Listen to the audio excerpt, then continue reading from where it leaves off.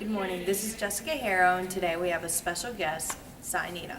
Cy Neita is the founder of the organization Congo On. This organization is devoted to helping the Democratic Republic of Congo. Hello, Cy. Thank you for being here. Now, could you tell us a little bit more of your involvement with the Democratic Republic of Congo? Certainly, glad to be here. My interest was first sparked in 1998 with the Second Congo Civil War. Over 10 years later, despite the signing of peace treaties, the country is still experiencing some of the worst internal violence in the world, particularly rape and sexual violence. This internal violence has led to people leaving their homes and caused an underutilization of the DRC's plentiful natural resources. In addition, military groups like the LRA have worked in opposition to the government, continuing the political instability that has racked the nation since it gained its independence. What are the current issues that the Democratic Republic of Congo faces today?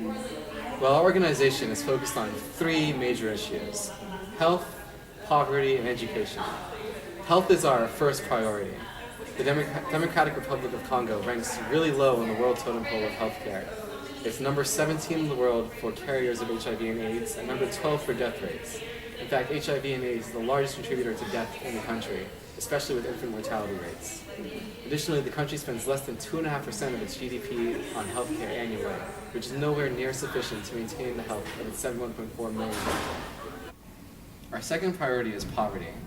The Democratic Republic of Congo ranks extremely lowly in the world in terms of poverty. It's the fourth poorest nation. It has a GDP of only $18.2 billion. Furthermore, 71% of its population lives in poverty. 61% of that number are women, and the other 51% are men. So there's a gender inequality there that we also seek to address. Our third priority is education. Due to the severe poverty in the nation, many children can't afford to go to school, even though it only costs about $5 a month. There are approximately 7.4 million children under the age of 17 that aren't enrolled or have dropped out of school. This is especially true in rural areas, where children are 3 times as likely to drop out or not enroll. So we seek to address this issue as well. So I heard your organization received $10 billion from an anonymous investor. Tell me, how do you plan on spending this money? Well, I'm glad you asked. Our organization has developed a 1, 2, 3, 4 plan to address the issues that we think need the money the most. The first step of our 1, 2, 3, 4 plan is to put $1 billion into a World Bank account for the Democratic Republic of Congo. This money can be used by the citizens to start up small businesses or to take out loans for education or whatever have you that they might need, as long as they can prove that they're financially responsible enough to handle the money. The second step of our 1, 2, 3, 4 plan is to put $2 billion into the economic sector, which means agriculture and mining. So we are going to initially use the money to establish a new plant, for example, for mining. And after a year or half a year, we're going to see how the plant is profiting, if it's being successful, if it's maintaining the standards of business that we've set in place. Then we'll release more funds to them to help them expand and to boost the economy as a whole. We'll also use some of the money to train graduates of secondary education or higher to manage these plants and other businesses. The third step of our 1, 2, 3, 4 plan is to put $3 billion into healthcare. So we plan on taking a shotgun approach to healthcare, which means that we're going to train as many people as possible in the basics of healthcare. So we're going to focus on creating more midwives, more nurses, and more doctors, with a primary focus on educating women in these areas because they're more likely to be taking care of domestic issues, and they're also the most vulnerable for dealing with healthcare problems.